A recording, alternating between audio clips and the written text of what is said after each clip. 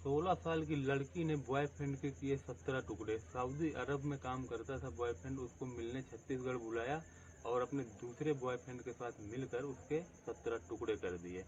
दोस्तों ये कहानी हम शुरू से बताते हैं तब आपको समझ में आएगी। दोस्तों ये कहानी एक सच्ची घटना पर आधारित है, तो इसको हम शुरू से शुरू करते हैं तब आपकी समझ में आएगा।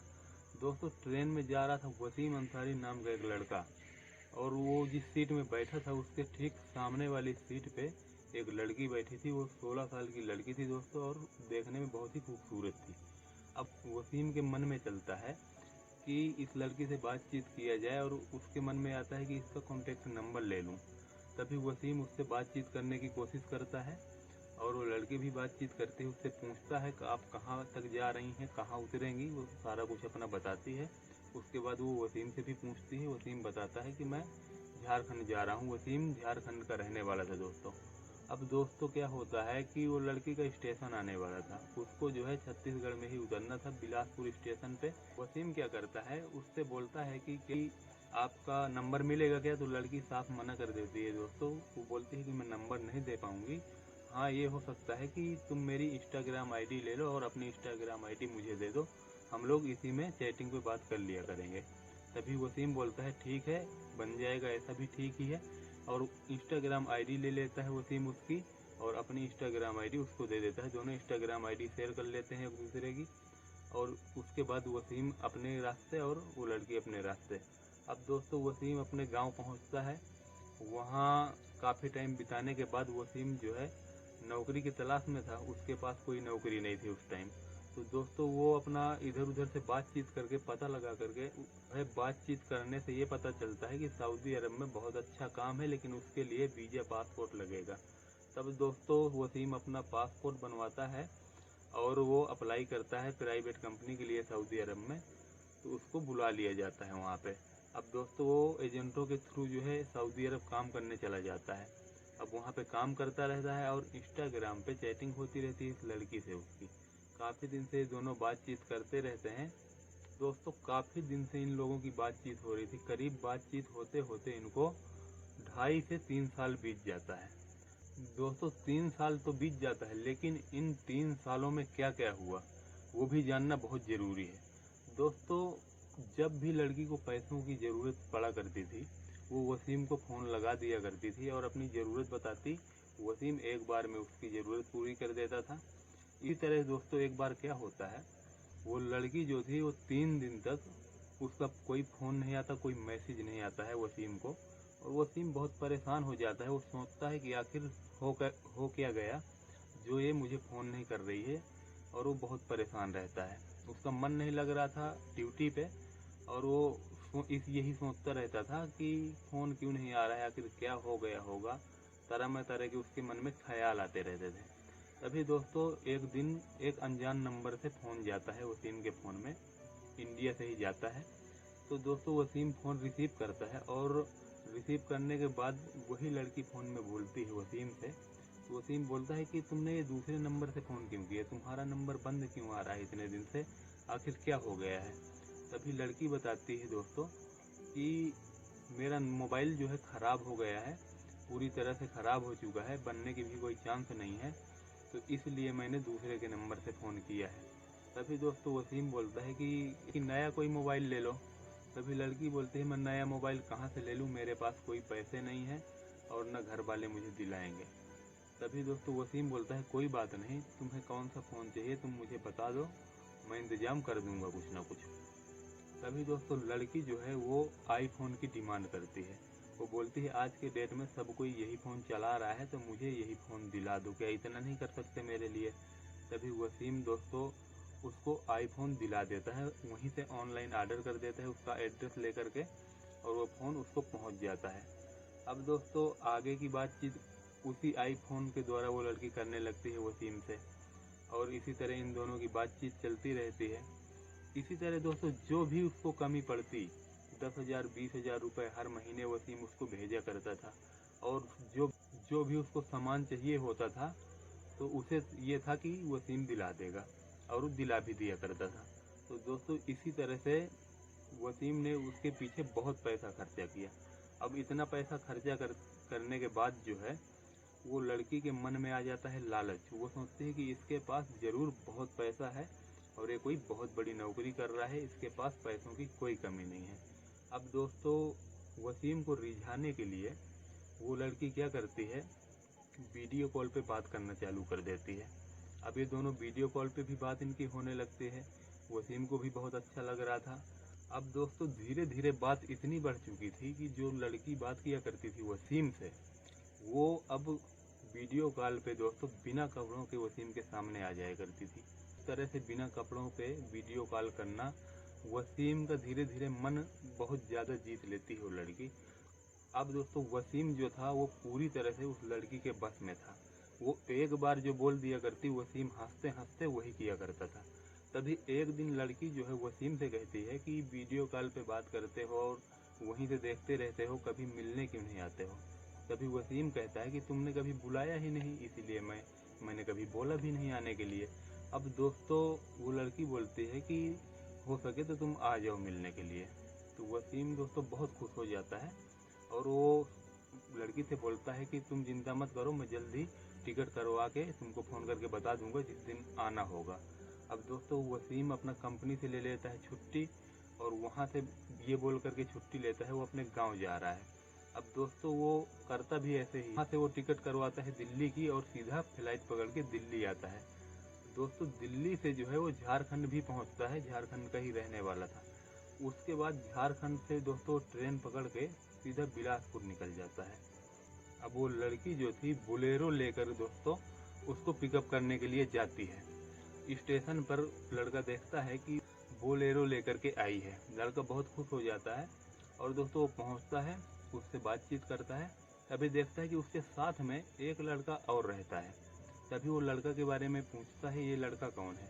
तो बोलते हैं कि ऐसे ही दोस्त है मेरा। तभी वसीम बोलता है कि तुमने पहले कभी नहीं बताया कि तुम्हारा कोई दोस्त भी है। बोलता है नहीं, वो ऐसे ही अभी बना है, मतलब जान पहचान है, तो इसलिए मैंने सोचा अकेले वहाँ क्या जाऊँ, किसी को ले करके जाऊँगी। तब ऐसा ऐसा लड़की बताती है वसीम को। दोस्तों, वसीम इग्नोर कर देता है, सोचता है चलो ठीक ही होगा, किसी को लेकर के आ गई है, अकेले आना भी ठीक नहीं था।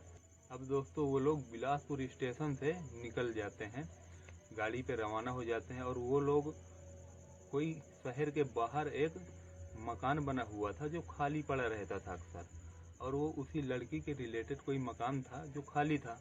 उस मकान की जानकारी थी लड़की को, तो लड़की वहीं पे लेके जाती है वसीम को और उसको बोलती है कि तुम वसीम फ्रेश हो लो, नहा लो और हम लोग खाना मंगा लेते हैं, तो खाना भी खा लेना आराम से।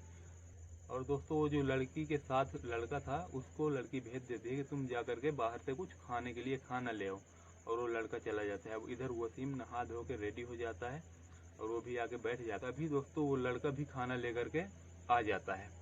अब ये होता है कि चलो पहले खाना खा लेते हैं, बाद में बातचीत होगी।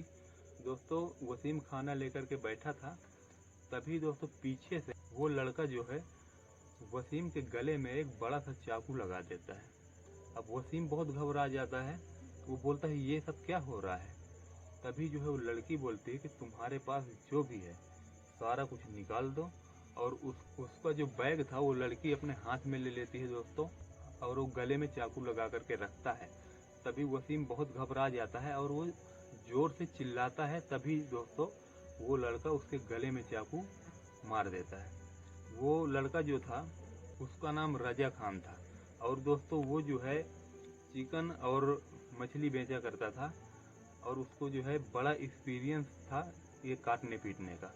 वो एक ही बार में उसकी गर्दन को उड़ा देता है। वसीम वहीं पे गिर जाता है और तुरंत वहीं पे दम तोड़ देता है। उसके बाद ये दोनों क्या करते हैं, ये लोग सोचते हैं कि इसकी लाश को क्या करेंगे, कहाँ ठिकाने इसको कैसे लगाएंगे। तभी दोस्तों इनके मन में सूझता है कि इसके टुकड़े टुकड़े कर करके बैग में भर के कहीं फेंक आते हैं। अब दोस्तों, ये लोग उसके टुकड़े टुकड़े करना चालू करते हैं और धीरे धीरे करके उसके जो है बॉडी के 17 टुकड़े कर देते हैं ये लोग। अब दोस्तों, ये लोग बाहर से जा करके 3 स्कूल बैग भी खरीद के लाते हैं, और चौथा बैग था वसीम का, जिससे ये सारा सामान बाहर निकाल लेते हैं, काम की चीज़ें, जो रुपया पैसा था सारा कुछ ये लोग निकाल लेते हैं। और उसके बाद उसके 17 टुकड़े करने के बाद उसको अलग अलग 4 बैग में भर के रख लेते हैं। और दोस्तों, वहीं नज़दीक गोपालपुर में एक डैम था, वो गोपालपुर डैम था जो ये लोग प्लान बनाते हैं कि इसके टुकड़ों को वहीं फेंकते हैं। दोस्तों ये एक बैग स्कूटी में रखकर दोनों लोग निकलते हैं वहाँ से और जाकर के उस बैग को डैम से सीधा नीचे फेंक देते हैं। अब दोस्तों ये बारी बारी करके ऐसा ही काम करते हैं। जब ये दूसरा बैग लेकर के गए थे तब दोस्तों पुलिस की राउंड वाली गाड़ी आ जाती है उधर से। अब ये लोग पुलिस को देख करके बहुत घबरा जाते हैं। तो दोस्तों ये लोग बैग को जल्दी से उठा करके नीचे फेंक देते हैं। ये नहीं देखते कि बैग कहाँ जा रहा है, कहाँ गिरा है। उसके बाद दोस्तों ये जो बाकी के बैग लाते हैं तो डैम की दूसरी तरफ जो रोड का किनारा नहीं था वहाँ से जा करके डैम में फेंक देते हैं। अब इसी तरह से इनका काम हो जाता है और ये लोग इस अपराध को अंजाम देके वहाँ से उड़ीसा भाग जाते हैं। अब दोस्तों क्या होता है कि वहाँ डैम के आसपास जो आबादी थी, जो लोग रह रहे थे, उनको कुछ गंध सी महसूस होती है। तभी वो लोग जो है दोस्तों डैम के आसपास रहने वाले जो लोग थे उनको बहुत दुर्गंध आती है और वो लोग सर्च करते हैं कि क्या हुआ है। दोस्तों वो लोग आसपास अपने सर्च करते हैं तो वो लोग देखते हैं कि डैम के पास जो है एक बैग अटका हुआ था जो नीचे नहीं गिरा था और उस बैग में बहुत सारी मक्खियाँ जो है भिनभिना रही थी और उस बैग से बहुत बदबू आ रही थी। तभी दोस्तों वहाँ के जो ग्रामीण क्षेत्र के पास के लोग थे वो पास में जो है चौकी में संपर्क करते हैं, पुलिस चौकी में, और वहाँ से पुलिस आती है और उस बैग को निकलवाया जाता है बाहर। बाहर निकलवाने के बाद ये वही बैग था दोस्तों जो कि वसीम अंसारी का ही था। उस बैग को पूरा सर्च किया जाता है। उसमें दोस्तों एक पैर का भी टुकड़ा था। इससे ये पता चल जाता है कि ये कोई आदमी के टुकड़े करके इस बैग में डाले गए हैं। अब दोस्तों उसका बैग पूरा चेक करते हैं पुलिस वाले तो उसमें एक पाकिट पाते हैं जिसमें वसीम का सारा कुछ था, आधार कार्ड, पैन कार्ड और उसकी वोटर आईडी भी थी और सऊदी अरब से दिल्ली का प्लेन टिकट भी पड़ा हुआ था। दोस्तों पुलिस इतना कुछ देख करके संपर्क करती है जो है वसीम के घर वालों को और वसीम के घर वालों को ये सब बताती है तो उसके घर वाले बोलते हैं कि वसीम तो सऊदी अरब में है, वो छत्तीसगढ़ कहाँ से पहुँच जाएगा। तभी दोस्तों पुलिस उनको बोलती है जल्द से जल्द आने को, उसके वसीम के माता पिता को, और वसीम के माता पिता जल्द से जल्द छत्तीसगढ़ पहुँचते हैं और वहाँ जा कर के जब देखते हैं उसकी आईडी तो वो बोलते हैं कि ये तो हमारे बेटे की ही आईडी है, ये यहाँ कहाँ से आ गए, ये तो सऊदी अरब में काम कर रहा था। अब दोस्तों पुलिस अपनी छानबीन चालू करती है, सऊदी अरब में भी संपर्क करती है। वहाँ जो उसके दोस्त थे वो वसीम के, उन लोगों से कुछ जानकारियाँ मिलती हैं। अब दोस्तों पुलिस जो थी वो वसीम के माता पिता से पूछताछ करते हैं कि तुम्हारे बेटे की किसी से कोई दुश्मनी थी या फिर यहाँ उसकी कोई जान पहचान थी। तो उसके घर वाले बोलते हैं कि हमारे हिसाब से तो इसकी यहाँ पर कोई जान पहचान नहीं थी। तभी दोस्तों पुलिस को जो है कि ये खबर मिलती है उसके दोस्तों के द्वारा जो सऊदी अरब में काम कर रहे थे कि वसीम किसी लड़की से यहाँ बात किया करता था, छत्तीसगढ़ की कोई लड़की थी। अब दोस्तों पुलिस उसके माता पिता को सारा हाल बताती है और बोलते हैं कि उस लड़की का पता चलना बहुत ज़रूरी है जो इससे बात किया करती थी, शायद इस वारदात के पीछे उसी का पूरा हाथ हो। तभी दोस्तों वसीम की जो इंस्टाग्राम आईडी मिली थी उसके दोस्तों से उस आईडी को पुलिस जो है खोलती है और पूरी चैट हिस्ट्री निकालती है। पुलिस को बहुत कुछ जानकारी मिलती है दोस्तों उस आईडी से, लड़की से क्या क्या बातचीत हुई थी और कुछ मैसेज भी मिल जाते हैं जिन मैसेज के द्वारा लड़की से यहाँ आने जाने की वसीम की बात हुई थी और बहुत सारी वीडियो कॉल डिटेल भी वहाँ पे पड़ी थी। दोस्तों पुलिस समझ जाती है कि ज़रूर इस लड़की का ही सारा खेल है और उस लड़की की जो है तलाश करनी पुलिस शुरू कर देती है उसकी आईडी के थ्रू, और पता लगाते लगाते उस लड़की के घर तक पुलिस पहुंच जाती है। तभी दोस्तों उस लड़की के जो घर वाले थे वो पुलिस वालों से बताते हैं कि हम अपनी लड़की को बहुत साल पहले निकाल चुके हैं, करीब 5 साल हो गए उसको हमने घर से निकाल दिया है क्योंकि उसकी चाल चलन जो है बहुत ही बुरी थी, इसलिए हम उससे परेशान होकर थक गए थे और हमने उसको अपने घर से अलग कर दिया है। अब वो एक राजा खान नाम के लड़के के साथ लिव इन रिलेशन में रहती है। तभी पुलिस जो है उन दोनों का पता लगाते लगाते उनको आके ढूंढ ही लेती है।